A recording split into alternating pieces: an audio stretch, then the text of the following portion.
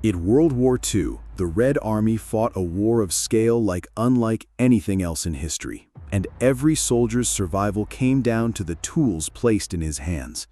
Today, we are ranking every major Soviet infantry weapon of the war, from the outright liabilities to the legends that helped break the Wehrmacht. Let's begin the countdown. Kicking off our list at number 38 is the Nagant M1895 revolver, a sidearm carried by officers, tank crews, and NKVD units throughout the war. Its signature feature was a gas seal cylinder that pushed forward on firing to eliminate the cylinder gap, a clever trick borrowed from the design's Belgian origins. That party trick came at the cost of a double-action trigger pull heavy enough to fatigue a marksman's finger, paired with a loading gate that forced the user to eject and reload one weak 7.62 by 38mm round at a time.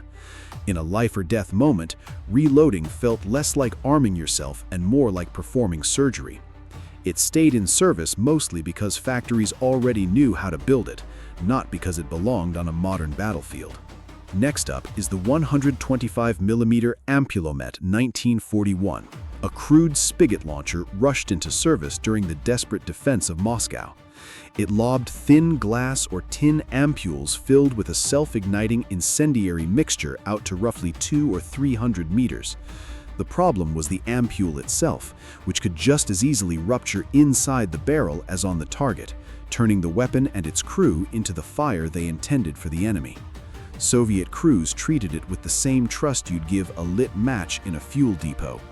It was pulled from frontline service by 1942, a stopgap weapon that outlived its usefulness the moment real anti-tank guns became available. Moving on to the 50mm RM41 company mortar, a simplified support weapon issued down at the company level. Soviet engineers stripped the sighting and traverse mechanism down to the bare minimum to speed up production. That simplicity meant a shell with a bursting radius barely worth the trip to carry it out to a range of under a kilometer. The Red Army itself lost patience with it, formally withdrawing the entire 50mm mortar class by 1943 in favor of the far more effective 82mm guns. Coming in next is the DS-39 machine gun, Degtyarov's attempt to replace the aging Maxim as the Red Army's standard medium machine gun. It introduced an adjustable rate of fire and switched to air cooling to shed the Maxim's heavy water jacket. In practice, its extraction system tore cartridge cases apart under sustained fire, and the problem only got worse in cold weather and with lower quality wartime ammunition. A machine gun that jams the moment a war actually starts is not much of a machine gun. Production was quietly canceled within months of the German invasion, and the Red Army went right back to the weapon it was supposed to replace. Let's look at the Diakonov rifle grenade launcher, a spigot-type cup mounted to the muzzle of a standard Mosin-Nagant rifle. It launched a small fragmentation grenade using a blank cartridge, aimed with the help of a quadrant sight and a folding bipod bolted onto the rifle itself. Setting all of that hardware up in the middle of a firefight took time no infantryman actually had. As dedicated mortars became more available through the war, the Diakonov faded into the background as a clumsy compromise nobody particularly missed. Let's continue with the PPD-3438 submachine gun, the milled and machined forerunner to every Soviet submachine gun that came after it. It fired the same 7.62 by 25mm Tokarev round that would define Soviet submachine guns for the rest of the war. The catch was a receiver machined out of solid steel, a manufacturing process far too slow and expensive for a country about to fight for its survival. It was a fine weapon in small numbers and completely the wrong weapon for the scale of war that was coming.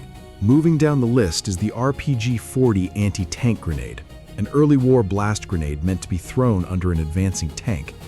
Its explosive charge could punch through roughly 20 millimeters of armor, enough to deal with the light tanks and armored cars common in 1941. As German armor grew thicker plating through the following years, the RPG-40 simply stopped being able to hurt the vehicles it was thrown at.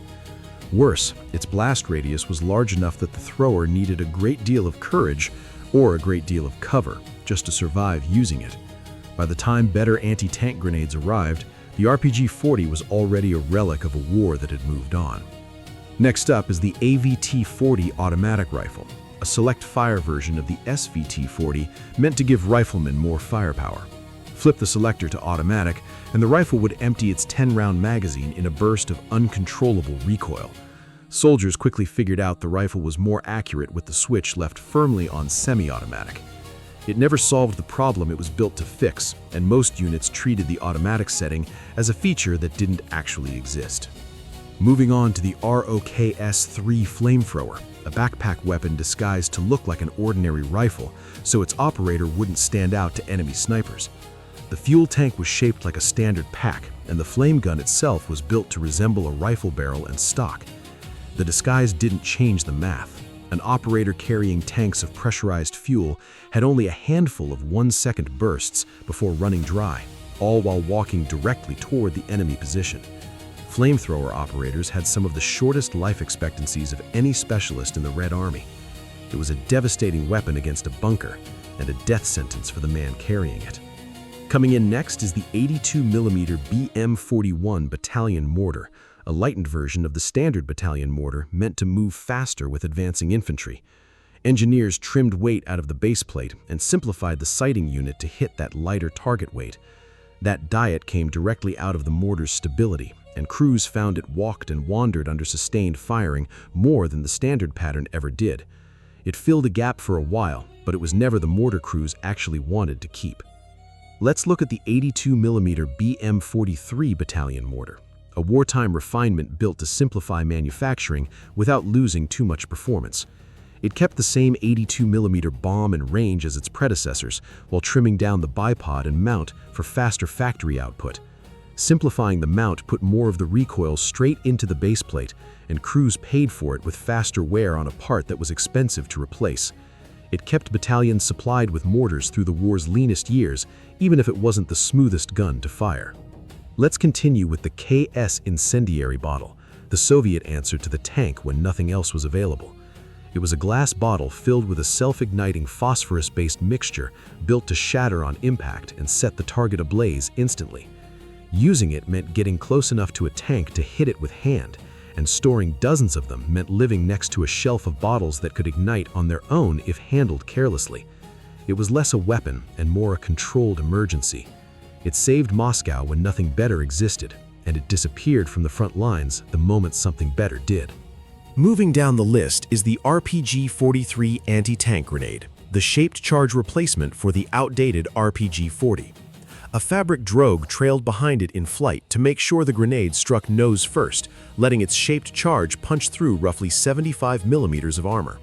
That was enough to deal real damage to most German tanks the Red Army was likely to face. The trade-off hadn't gone anywhere, though, since a soldier still had to get dangerously close to use it. It was a genuine improvement, held back only by the simple physics of throwing a grenade by hand. Next up is the PPD-40 submachine gun, the version of the PPD family that finally adopted the 71-round drum magazine copied from Finland's Suomi. That drum gave Soviet troops a serious firepower advantage in the close quarters fighting the Winter War had made painfully clear was coming. But the PPD-40 still used a milled wooden stock and a machined receiver, the exact kind of labor-intensive construction the Soviet Union could no longer afford once the German invasion began. It proved the concept was right and the execution was wrong, clearing the runway for the far cheaper weapon that replaced it within the year. Moving on to the RGD-33 hand grenade, a stick grenade that let soldiers choose between an offensive throw and a defensive one. Slipping a serrated fragmentation sleeve over the head turned it into a defensive grenade with a wider kill radius, while removing the sleeve made it safer to throw while advancing. That flexibility came with a fiddly arming procedure that required cocking the handle before the throw, one more step to fumble through under fire. It did its job, but simpler grenades were already waiting to take its place. Coming in next is the DPM light machine gun, the modernized fix for the Red Army's standard squad automatic weapon. Engineers moved the return spring back behind the trigger guard, away from the barrel where the original design let it overheat and lose its temper during sustained fire. It was a smart, overdue correction to a real problem. It just arrived in 1944, too late to fully replace the millions of the older pattern already in soldiers' hands. The DPM was the better machine gun on paper, and the war was almost over by the time anyone could prove it. Let's look at the Mosin-Nagant M1838 carbine, a shortened rifle issued to artillery crews, cavalry, and support troops who needed something lighter than a full-length rifle. Cutting down the barrel meant cutting down the bayonet lug along with it, leaving the carbine with no way to mount a bayonet at all. In an army that still trained its infantry to fight with cold steel, that was not a small omission.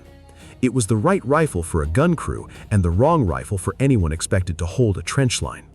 Let's continue with the RGD-42 hand grenade, a cylindrical grenade built around the same reliable fuse used in the famous F1.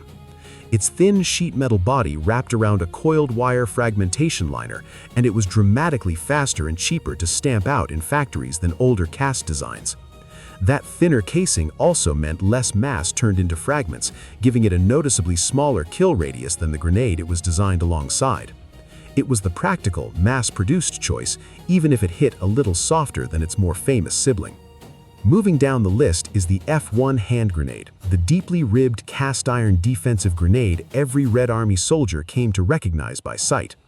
Its thick, pre-fragmented casing threw shrapnel out to nearly 30 meters, farther than most soldiers could safely throw the grenade itself. That meant a soldier needed solid cover the instant it left his hand, since outrunning his own grenade was simply not an option. It was never meant for an advance, but as a defensive tool, it was about as effective as a grenade could get.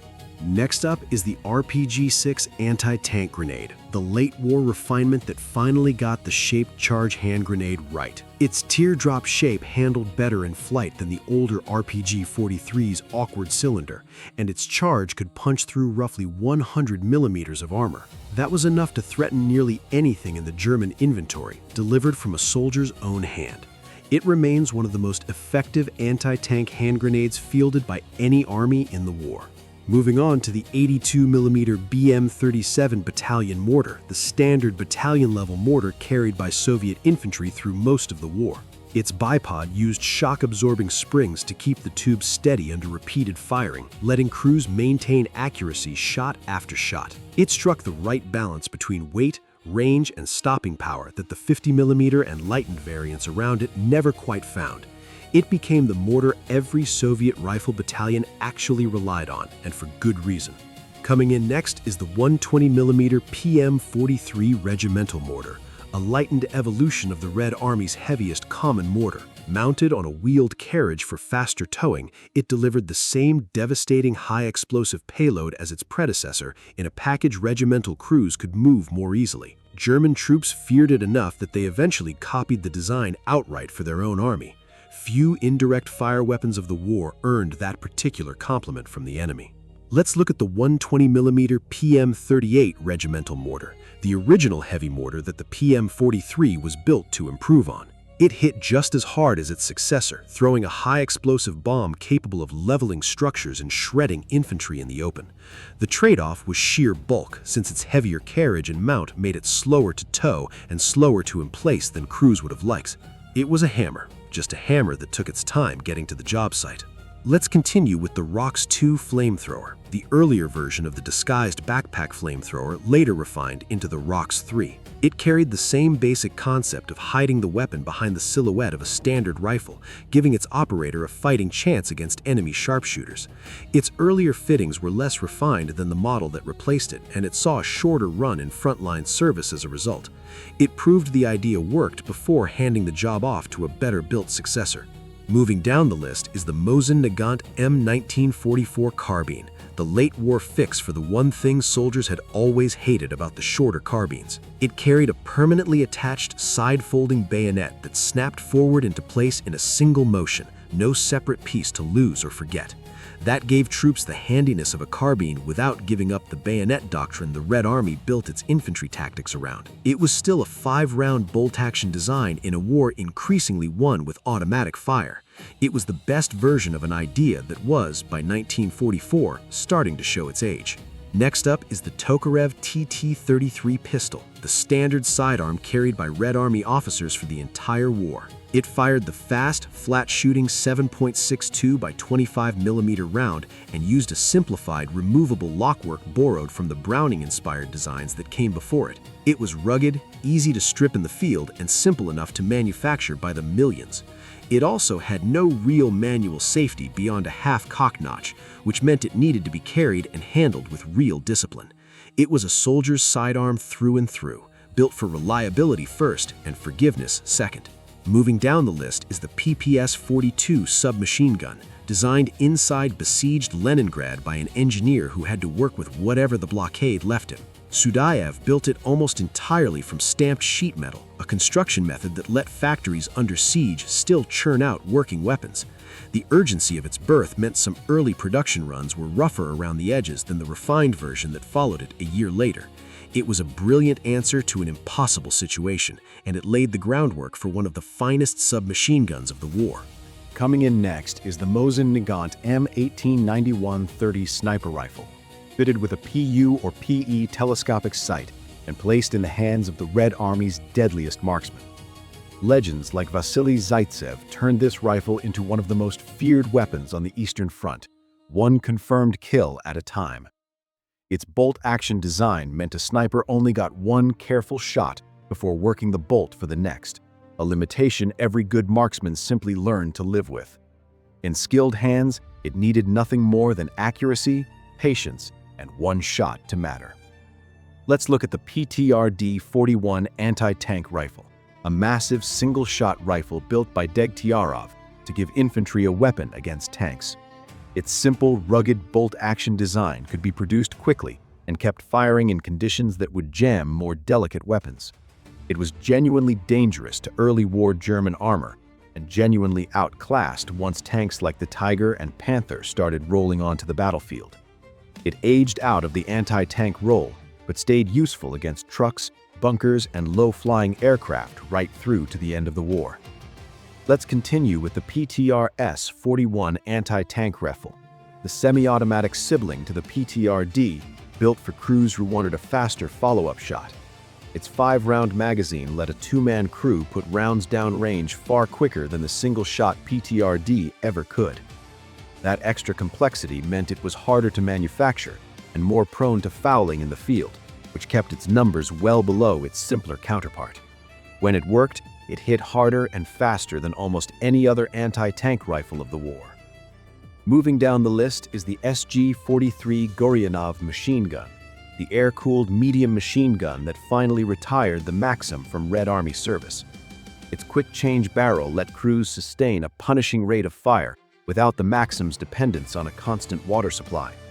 Mounted on a wheeled tripod, it gave infantry a machine gun that was genuinely simpler to build, just as devastating to face.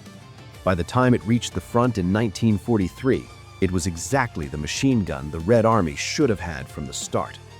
Next up is the DShK 1938 heavy machine gun, a belt-fed monster chambered in 12.7mm and built to shred aircraft, light vehicles, and infantry alike. Mounted on a wheeled carriage or bolted to tanks and trucks, it gave Soviet units a weapon that could reach targets no rifle-caliber gun could touch. German infantry learned to dread the sound of it opening up, since there was very little on a battlefield it couldn't punch through. It remained one of the most fearsome heavy weapons of the entire war on any front. Moving on to the Maxim 1910-30 machine gun, a design older than the war itself and still holding the line on the Eastern Front. Its water-cooled barrel and heavy Sokolov wheeled mount made it a beast to move, tipping the scales at over 60 kilograms fully assembled. Soviet crews had to mix antifreeze into the water jacket just to keep it firing through the brutal Russian winter. None of that weight or hassle changed the fact that it could pour out sustained fire longer and more reliably than almost anything else in the Red Army's arsenal. It was old, it was heavy, and it simply refused to stop working.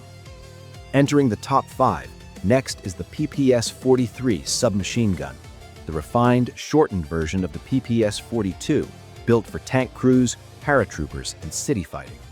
Its stamped steel construction and folding metal stock made it faster and cheaper to produce than almost any other submachine gun of the war, while remaining compact enough to sling inside a tank hatch. It was reliable in the mud, reliable in the cold, and simple enough for a soldier with almost no training to master in a day. Many veterans and historians alike consider it the best designed submachine gun to come out of the entire war. Coming in next is the SVT-40 semi-automatic rifle, a gas-operated rifle that let riflemen fire far faster than anyone still working a Mosin-Nagant's bolt. Its 10-round detachable magazine and semi-automatic action gave a trained soldier a genuine firepower edge in a firefight. That same gas system was sensitive to mud, dust, and neglect, and it demanded a level of maintenance the Red Army's rapidly trained wartime conscripts didn't always have time to learn. Even the enemy respected it, with captured examples eagerly reissued by both Finnish and German forces.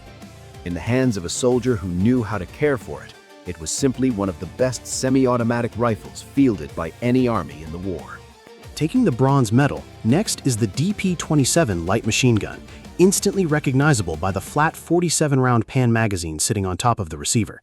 Its simple gas-operated action and bipod mount made it rugged enough to keep firing through mud, sand, and the worst of the Eastern Front's winters. The top-mounted pan blocked part of the sight picture and needed frequent swapping given its limited capacity, a small price for a squad automatic weapon this dependable. It became the backbone light machine gun of the entire Red Army, and it earned that role the hard way. In second place, next is the Mosin-Nagant M1891/30 rifle, the standard infantry rifle carried by more Red Army soldiers than any other weapon on this list. Its 5-round bolt-action design fired a powerful 7.62 by 54mm rimmed cartridge, with the kind of range and stopping power a submachine gun could never match. It was rugged enough to survive being dragged through mud, snow, and years of hard use without complaint, and simple enough to mass-produce in numbers that outfitted an entire army. It was already an old design by 1941, and it didn't matter in the slightest. It was the rifle that armed the Red Army from Moscow to Berlin, and no other weapon on this list did more of the actual fighting. Finally, the undisputed king is the ppsh-41 submachine gun, the weapon that came to define the sound of the Red Army in close-quarters combat. Its stamped steel construction let factories turn out more than 6 million of them, arming entire divisions with a weapon that would have been a luxury for any other army to build in those numbers. Paired with a 71-round drum magazine and a blistering rate of fire near 900 rounds per minute, it turned narrow streets and shattered buildings into a nightmare for anyone caught on the other end of it. From the rubble of Stalingrad to the streets of Berlin, it became the single weapon most associated with Soviet infantry firepower. No other weapon on this list did more to win the war in the hands of an ordinary soldier, and that is exactly why it stands at number 1. That's every major Soviet infantry weapon of World War II, from crude stopgaps like the Nagant revolver and the incendiary bottle, all the way up to legends like the Mosin-Nagant rifle and the ppsh-41. What separated the bottom of this list from the top was never fancy engineering. It was whether a weapon could be built by the millions and still function in the hands of an exhausted conscript in the mud. If you want more deep dives like this one, make sure to subscribe.